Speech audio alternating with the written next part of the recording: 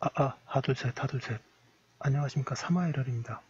김성동 교수님저 제5판 형법총론 제2회독 112페이지에 응하자 3번 범죄 구속 요건과 범죄 성립을 배제하는 총칙상의 규정 보겠습니다. 3화1월TV 질책, 구독, 추천을 부탁드리고 유튜브 구독을 권합니다. 1번에 범죄 구속 요건에 관한 형법 총칙의 규정들. 각 측의 범죄 종류를 일정한 범죄 유형으로 재분류하는 데 기준이 되는 아래의 총칙 규정들은 각기 당의 규정이 분류한 각 범죄 유형들에 대해서만 적용된다. 따라서 그러한 총칙상의 규정들에 기술되어 있는 기준들은 당의 범죄 유형들에 속하는 범죄 종류의 범죄 구성 요건 요소가 된다. 113페이지 하나씩 보겠습니다. 유형별 범죄 구성 요건 요소와 형법 총칙의 규정. 첫째, 부작위에 관한 규정은 행위자의 행위가 적극적이고 능동적인 외부 행동으로 발현될 것을 예정하고 있는 범죄들에 대해서는 적용되지 않고 행위자가 해야 할 어떤 행위를 하지 않을 것을 예정하고 있는 범죄 유형에 대해서만 적용된다. 둘째, 고의에 관한 형법 규정은 행위자가 하고 있는 행위 혹은 결과 등을 인식하고 있을 뿐만 아니라 나아가 의혹까지 하고서 범하는 범죄에 대해서 적용되고 그 규정은 또 구성요건적 착오에 관한 형법 규정들과 함께 행위자의 인식과 실제의 사건이 일치하지 않을 경우에 법효과를 제시해주는 역할을 한다. 셋째, 과실에 대한 형법 규정은 행위자가 구성요건적 사실을 인식하였으나 의혹하지 않은 경우 혹은 행위자에게 인식조차 없는 경우를 처벌하는 범죄에 적용된다. 넷째, 인과관계에 관한 규정은 행위자가 자신이 의도한 대로 결과가 실현될 것을 요구하는 범죄 유형 기소범에 대해서 적용된다. 다섯째, 결과적 가중범에 관한 규정은 기본 범죄를 고의로 하였으나 그로 인해 중한 결과가 발생한 경우에 적용된다.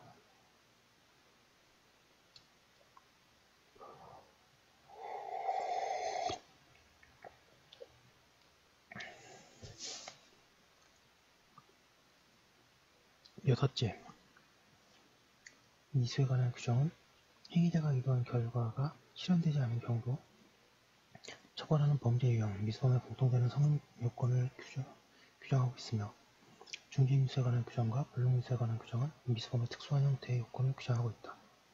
일곱째, 대부분의 각 측의 범죄 유형은 한 사람에 의해 실현될 것을 예정해 두었지만 단독범, 한 사람의 범죄 행위에 타인이 가담하였을 경우에 공동정범에 관한 규정 및 간접정범에 관한 규정은 그 가담 형태가 정범인 경우에 성립 요건을 규정하고 있고 교다범에 관한 규정 및 정범에 관한 규정은 그 가담 형태가 공범인 경우에 성립 요건을 규정하고 있다.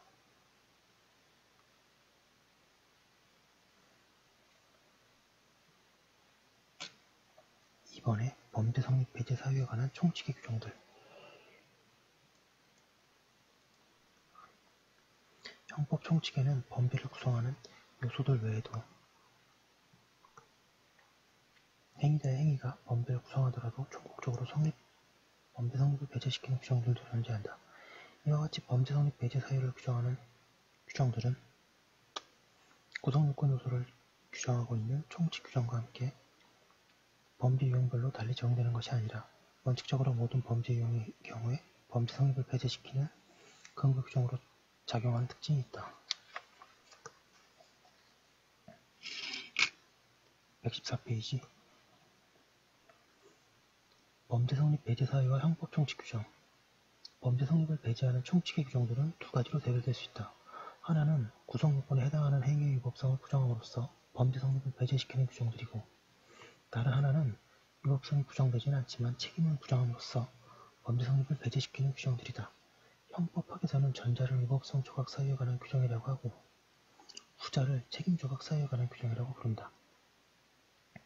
위법성 조각 사유를 규정하고 있는 규정으로는 형법 제20조 정당방위, 제21조 정당방위, 제22조 긴급피난, 제23조 자고행위, 제24조 피해자의 승낙 등이 있고 책임 조각 사유에 해당하는 규정들로는 형법 제9조 형사미성년자, 제10조 1항 책임 무능력자, 제12조 강요된 행위, 제16조 법률의 착오 등이 있다.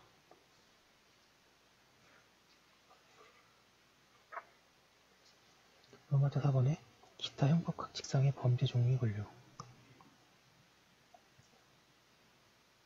형법 총론에서는 다양한 범죄 종류들이 당해 범죄의 범죄 구성 요건을 다르게 만드는 각각의 기준에 따른 범죄 유형으로 다뤄지지만 그와는 달리 다음과 같은 유형별 분류가 사용될 수도 있다. 물론 이러한 분류가 주로 문제되는 것은 형법 강론의 영역이다. 1번의 침해범과 위헌범. 형법상의 범죄는 당해 범죄 구성 요건을 통해 법이 어느 정도로 보호되고 있는가에 따라 침해범과 위헌범으로 대별될 수 있다.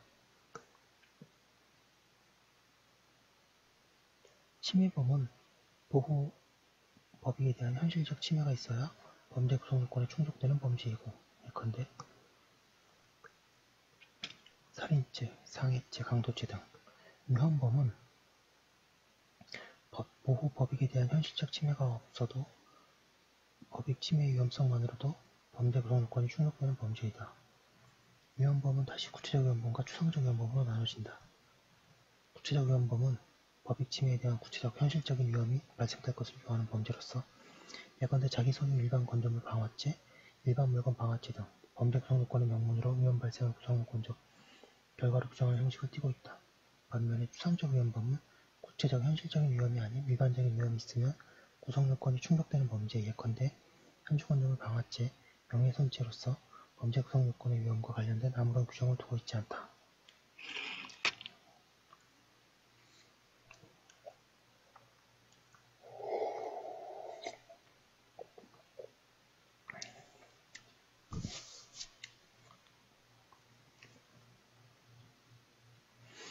(115페이지) 추상적 위헌범의 문제점.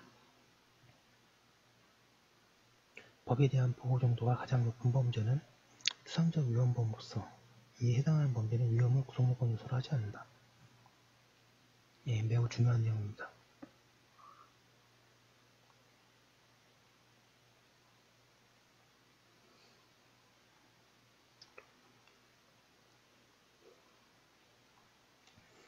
즉, 추상적 위헌범의 경우 법익에 대한 위험은 당해 범죄 구성 요건을 많은 데는 입법자의 머릿속에만 있기 때문에 추상적 위헌범이 형식으로 규정되어 있는 범죄는 행위자가 구성 요건에 규정되어 있는 행위를 하기만 하면 현실적으로 아무런 위험이 없어도 범죄는 성립한다.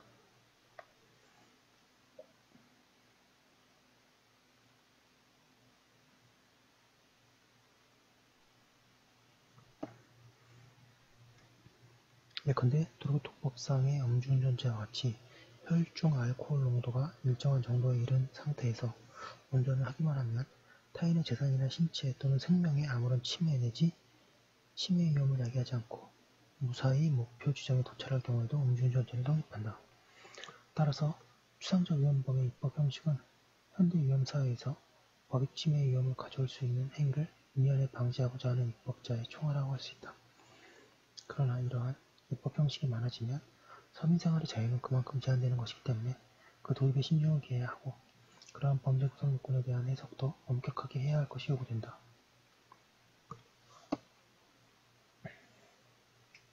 네, 잠시만요.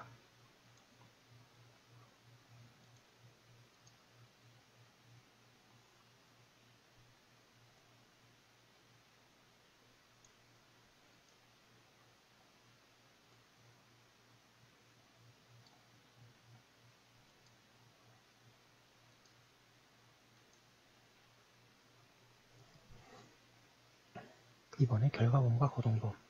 형법상의 범죄는 행위 객체에 대한 결과 발생을 구성 요건의 요소로 규정하고 있느냐에 따라 결과범과 거동범으로 나누어진다. 결과범은 구성 요건의 결과를 명문의 규정으로 요구하고 있는 범죄이고 거동범은 결과 발생을 요구하고 있지 않기 때문에 행위자가 구성 요건에 규정된 일정한 행위를 하기만 하면 구성 요건이 충족되는 범죄이다. 범죄를 결과범과 거동범으로 구별하는 실익은 결과범의 경우에는 형법상의 인과관계라는 구성 요건 요소를 필요로 하지만 거동범의 경우에는 결과 발생을 요구하지 않는 범죄이기 때문에 형법상의 인과관계라는 구성 요건 요소가 아무런 의미가 없다는 점이 있다. 결과범의 경우 형법상의 인과관계가 부정되면 미수로 되고 고동범의 경우에는 형법상의 인과관계와 무관하게 일정한 행위가 있으면 기소가 된다.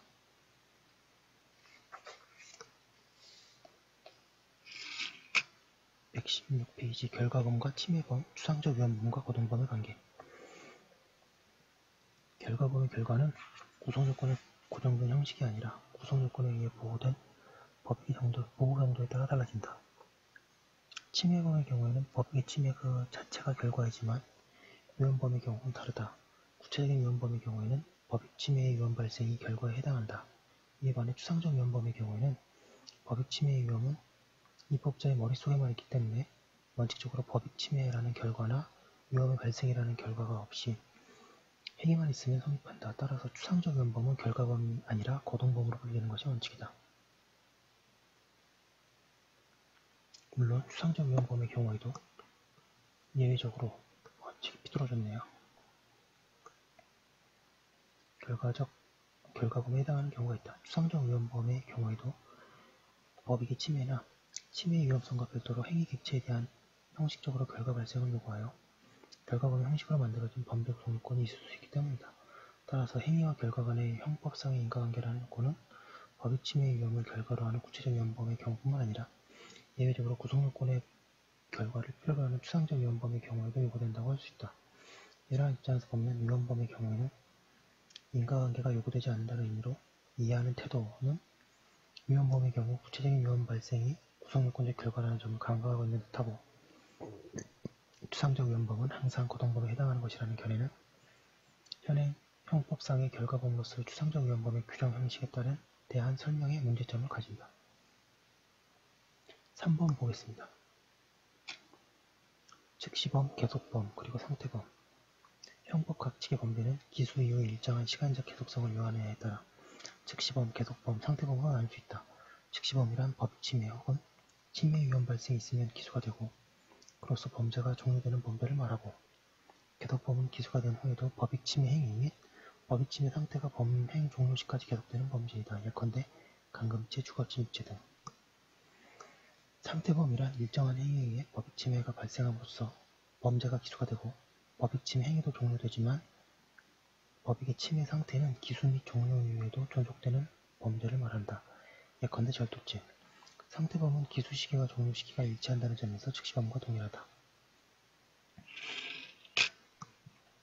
117페이지에 즉시범, 계속범, 그리고 상태범의 구별 실익. 계속범과 즉시범을 구별할 실익은 공소시효의 기산점, 정당방위나 공법의 성립 시기가 다르다는 데에 있다. 계속범은 기수 이후 발생하는 법익 침해 상태가 종료되어야 범죄가 종료되는 것이기 때문에 기수 시기와 범행 종료 시기가 일치하는 즉시범에 비해 공소시효의 기산점이 뒤로 늦추어진다. 뿐만 아니라 계속범은 정당방위나 공법의 성립 시기도 범죄의 종료 시까지 가능하다는 점에서 기수 시까지 정당방위 및 공범이 인정되는 즉시범과 차이가 난다. 또한 상태범과 즉시범을 구별할 실익은 기수 이후에 가담하는 공범죄를 처벌할 수 있느냐는 점에 있다. 상태범의 경우는 기수 이후 존속하는 법익 침해 상태에서 이루어지는 행위가 별개의 법익을 침해하지 않아서 불가벌적 사후행위가 되더라도 거기에 가담하는 공범죄의 처벌이 가능한 반면에 즉시범의 경우는 그렇지 않다. 특히 상태범의 경우 주된 행위를 한 행위자에게 인적 처벌 조각 사유가 인정되는 등 불가벌이 되더라도 불가벌적 사후행위에 가담한 공범자에게 별도의 공범 성립이 인정될 수 있다.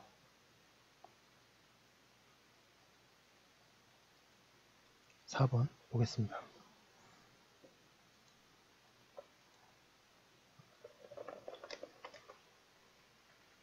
일반범, 신분범, 그리고 자수범. 일반범은 누구나 행위 주체가 될 수 있는 범죄를 말하고 신분범은 일정한 신분을 가진 자만이 행위 주체가 되는 범죄를 말하며 자수범은 행위자 스스로 구속요건의 실행행위를 하여야 그 범죄의 정범이 될 수 있는 범죄를 말한다. 형법 각 측의 범죄를 일반범, 신분범, 자수범으로 구별해야 할 실익은 한 개의 범죄에 관여하는 가담자가 2인 이상인 경우에 그 가담자가 정범인가 공범인가를 구별하는 척도인 행위 지배가 일반범에만 타당한 반면 신분범이나 자수범의 경우에는 가담자의 행위 지배 여부에 따라 정범과 공범을 구별하지 않고 신분성 또는 자수성이라는 고유의 표시에 따라 정범과 공범을 구별한다는 점이 있다. 이에 관해 자세한 내용은 가단 형태론에서 다루기로 한다. 예, 지금 본 것은 범죄 구성 요건과 범죄 성립을 배제하는 총칙 규정과 기타 각지상의 범죄 종류 분류입니다. 잘 파악해 두시고 학습에 활용하시기 바랍니다. 그럼 지금까지 한 것도 올려두고 잠깐 쉬었다가 다음 거 이어서 하도록 하겠습니다. 잠시만요. 올려두겠습니다.